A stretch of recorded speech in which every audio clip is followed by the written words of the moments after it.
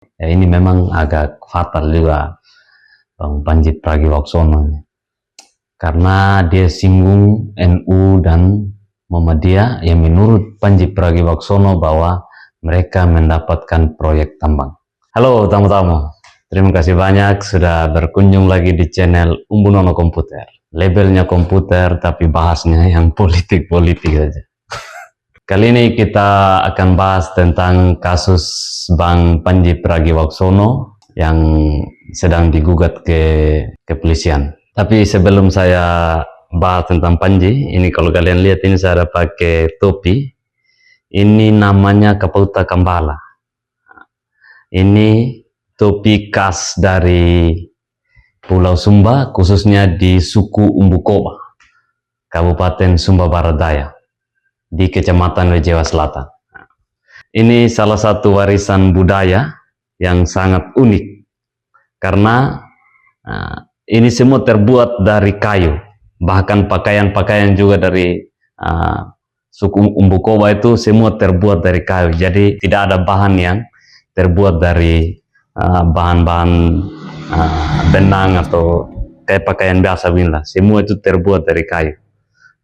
Jadi kalian yang mungkin berminat untuk berwisata ke Pulau Sumba, selain wisata alamnya, singgah juga di suku Umbukoba untuk berwisata budaya. Sekarang kita lanjut ke inti permasalahan. Kita bahas tentang masalah Bang Panji Pragiwaksono, salah satu komedian yang saya pribadi jadikan sebagai panutan karena boleh bilang ada banyak hal-hal baik yang dia sampaikan tentang Indonesia dan tentang bagaimana kita hidup dan menjadi orang yang bermanfaat. Dari kasusnya ini boleh bilang dia digugat dalam dua hal, yaitu tentang body shaming dan dugaan penistaan mungkin kepada atau pencemaran nama baik kepada NU dan Muhammadiyah. Kalau yang belum nonton videonya di Netflix, silakan tonton dulu semua, karena supaya kalian bisa memberikan penilaian terhadap apa yang disampaikan oleh Panji Pragiwaksono. Saya sudah nonton full, jadi durasi videonya itu sekitar 2 jam 24 menit 44 detik. Dan Panji itu mulai stand up, mulai tampil di menit ke-24 kalau tidak salah. Menit ke-24 lewat berapa detik gitu saya lupa. Atau kalau hitung mundur di Netflix itu 1 jam 59 menit 43 detik mungkin. Kalau saya tidak salah ingat, kurang lebih di 1 jam 59 menit lah hitung mundurnya dia. Secara umum yang saya pahami dari apa yang disampaikan oleh Panji Pragiwaksono, hampir 90% itu dia membahas tentang kita masyarakat Indonesia. Jadi materinya itu dia membela kita masyarakat Indonesia dan dia mengajak kita untuk jadi masyarakat yang cerdas. Dalam hal ini, cerdas dalam memilih pemimpin, presiden, DPR, bupati, DPD, bahkan mungkin sampai kepala desa. Jadi kita harus jadi pemilih yang cerdas.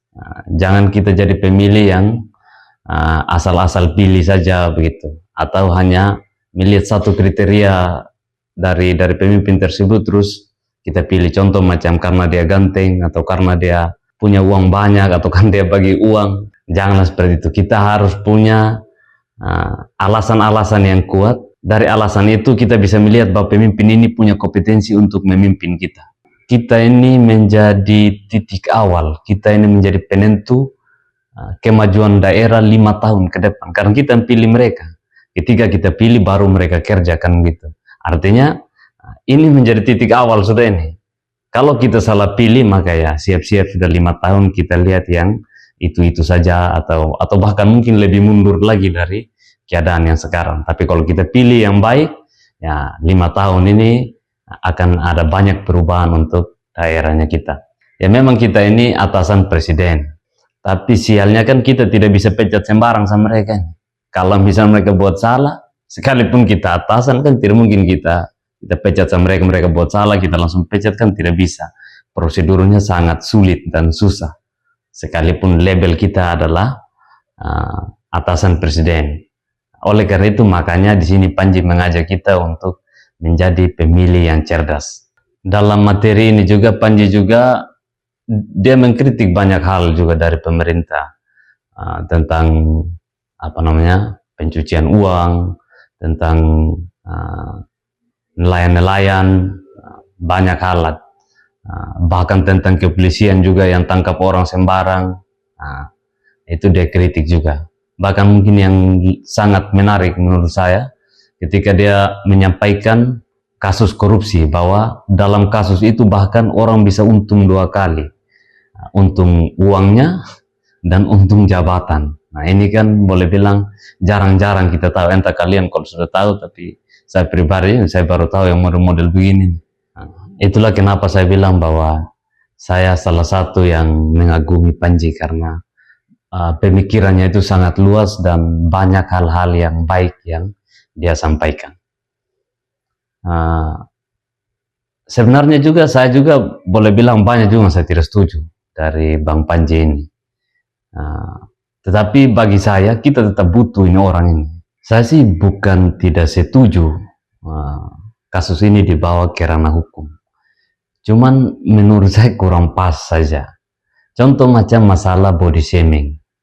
Masa sih kita harus perkarakan masalah-masalah begini? Ini dalam konteks bahwa kita membicarakan atau kita merosting pemimpinnya, bukan masyarakat biasa atau siapa begitu. Ini khusus untuk kita punya pemimpin. Bolehlah kita, boleh bilang sekali-sekali bercanda juga dengan pemimpin-pemimpin kita. Kita cari yang lucu dari mereka untuk kita jadikan bahan lelucon juga gitu. Yang penting tidak yang boleh bilang yang sangat pribadi sekali begitu, sama dengan yang dilakukan oleh teman-teman yang mendukung Pak Jokowi, yang boleh bilang mengatakan Pak Roy Suryo dengan hal-hal yang sangat pribadi. Kalau itu saya tidak setuju juga. Sekalipun dalam posisi yang sama saya juga tidak setuju Pak Roy Suryo melakukan penelitian langsung bilang ijazah Pak Jokowi ini palsu, saya tidak setuju. Nah, kembali ke topik yang saya bahas. Menurut saya bolehlah sekali-sekali kita bercanda juga dengan pemimpin, orang yang kita sudah pilih, yang kita percayakan untuk memimpin kita. Atau orang Sumba bilang sekali-sekali main gila lah begitu. Jangan terlalu kaku juga dengan keadaan ini. Karena apa yang dilakukan oleh Pak Panji Pragiwaksono bukan candaan yang sangat parah sekali atau sangat fatal sekali. Ini menurut saya candaan yang biasa-biasa.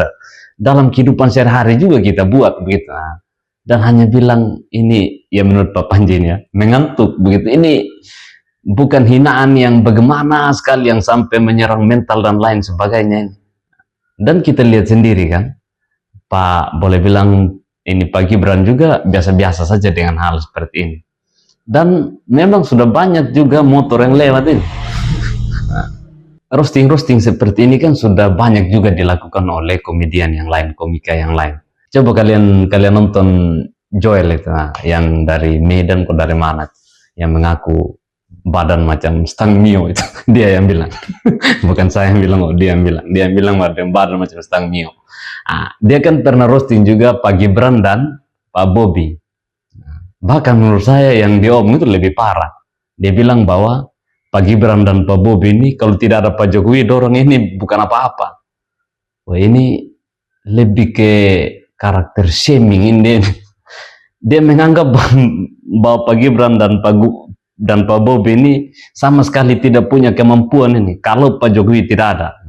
Karena ada Pak Jokowi ya makanya mereka jadi pemimpin juga. Biar mereka tidur-tidur saja, yang penting bapaknya Pak Jokowi, mereka bisa jadi pemimpin gitu. Ini kan lebih parah yang begini-begini dibandingkan hanya omong mengantuk saja. Dan menurut saya juga tidak adil. Karena di saat yang sama juga boleh bilang Pak Panji juga sempat merosting Pak Bahlil. Dia bilang bahwa Pak Bahlil ini tidak cuci muka. Hanya itu masalahnya, dia bilang. Artinya secara tidak langsung dia mau bilang bahwa Pak Bahlil ini ya mukanya kotor mungkin atau kulitnya hitam. Nah, ini kan penghinaan juga. Tapi kenapa tidak tidak diperkarakan juga untuk kasus yang ini? Kenapa hanya Pak Gibran saja? Apa karena kita tidak suka dengan, atau kalian tidak suka dengan Pak Bahlil, makanya kalian tidak perkarakan itu? Menurut saya itu tidak adil juga. Dan pada titik ini menurut saya, melalui Mensreya ini kita harus bangga. Kita harus bangga dengan Pak Gibran begitu. Karena bangga yang pertama bahwa dia sangat dewasa menjadi seorang pemimpin. Hal-hal seperti ini bagi dia hal yang biasa, dia tidak persoalkan. Kita harus panik kalau misalnya begini, dia juga ikut melaporkan. Oh, masih 4 tahun dia punya masa ini. Jangan sampai kita tak salah omong sedikit penjara, Pak. Tapi kan Pak Gibran tidak seperti itu. Dia memilih untuk boleh bilang santai saja dengan yang begini-begini. Begitu sudah biasa saja seperti yang dia bilang itu. Artinya dalam hal ini boleh bilang bahwa kita sudah benar memilih pemilih yang dewasa, yang benar-benar memikirkan hal yang penting betul untuk negara. Yang receh-receh begini ya dia tidak terlalu urus lah. Itu bangga yang pertama. Bangga yang kedua adalah kalau kita nonton full video dari Pandji Pragiwaksono, yang dia bahas itu bukan soal kinerja dari Pak Gibran. Yang dia bahas itu bahwa dia anaknya presiden, bahwa dia mengantuk, bahwa Pak Gibran itu belum cukup umur, tunggu sedikit, tunggu ulang tahun lagi dulu, dia bilang. Itu yang dia bahas. Artinya di sini bahwa secara kinerja Pak Gibran ini bagus. Makanya tidak ada yang dia bahas begitu. Walaupun ada satu juga, tapi satu saja ini, tidak banyak-banyak soal lapor Mas Wapres. Walaupun itu juga saya pribadi saya juga tidak setuju karena bisa diperdebatkan itu yang begitu-begitu. Tapi hal-hal yang lain yang Pak Gibran sudah lakukan selama ini tidak ada yang dikomentari oleh Bang Pandji Pragiwaksono. Artinya bangga yang kedua ini kita harus semakin percaya bahwa kita tidak salah pilih pemimpin. Yang kedua, kasus yang kedua, ya ini memang agak fatal juga Bang Pandji Pragiwaksono ini. Karena dia singgung NU dan Muhammadiyah yang menurut Pandji Pragiwaksono bahwa mereka mendapatkan proyek tambang. Memang menurut saya ini kurang bagus juga. Tapi bagi saya tidak bagus juga kalau dibawa ke ranah hukum. Bukan saya tidak setuju, cuman bahwa menurut saya kurang pas saja. Seharusnya yang begini-begini masih bisa kita diskusikan dia ini. Kalau saya, andaikan saya ini jadi mereka yang pelapor tadi itu menjadi bagian dari NU atau menjadi bagian dari Muhammadiyah, kalau saya salah satunya, ketika ada hal seperti ini, saya lebih memilih untuk panggil Pandji, kita duduk omong, diskusikan dulu. Kenapa dia omong begini? Apa betul dia omong begini? Dan apakah yang dia omong ini betul? Kalau memang betul, ya kita bisa cari tahu solusinya bagaimana supaya membersihkan NU atau Muhammadiyah ini dari orang-orang yang tidak bertanggung jawab ini, yang memanfaatkan kesempatan ini untuk mendapatkan keuntungan entah pribadi atau golongan. Kalau memang mereka peduli dengan NU, menurut saya, kalau saya panggil dulu Pandji. Kalau Pandji Pragiwaksono tidak mampu mempertanggungjawabkan apa yang dia omong, baru kita perkarakan. Jadi menurut saya sih begitu. Tapi ya namanya kita sesama masyarakat Indonesia, kita yang punya hak sama di mata hukum, ya boleh bilang mereka melaporkan Pak Pandji karena memang itu haknya mereka juga. Hanya saja ya jangan sampai menyesal lah menurut saya. Kalau misalnya, karena sekarang kan kita belum tahu sama-sama dan entah lagi mereka tahu atau tidak. Tapi anggaplah bahwa mereka juga belum tahu keadaan yang pasti apakah NU dan Muhammadiyah ini memang mendapatkan proyek tambang gitu. Contoh saja hitungan buruknya saja gitu. Ketika di pengadilan ternyata Pandji benar, kan malu lagi. bingung lagi mau minta maaf sebentar. Nah, kalau orang Sumbar bawa ayam satu, bawa babi satu lagi.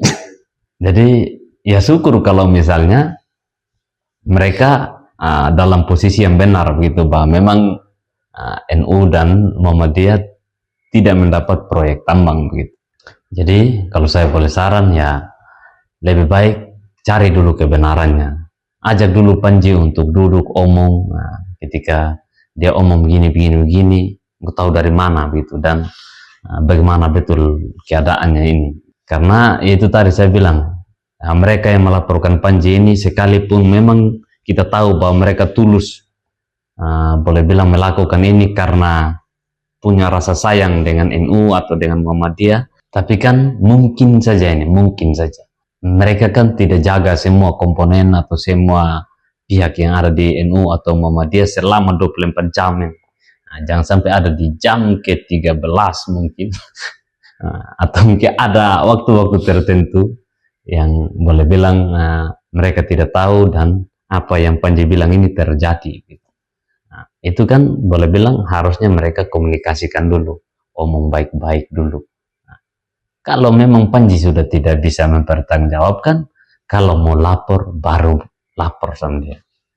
Itulah yang saya maksudkan, supaya kita menjadi masyarakat yang dewasa dalam berdemokrasi. Saya kira itu saja yang bisa saya sampaikan. Mewakili semua direksi yang bertugas hari ini, asik. Sekian dari saya, salam dari Sumba, maringina, maringina, maringina.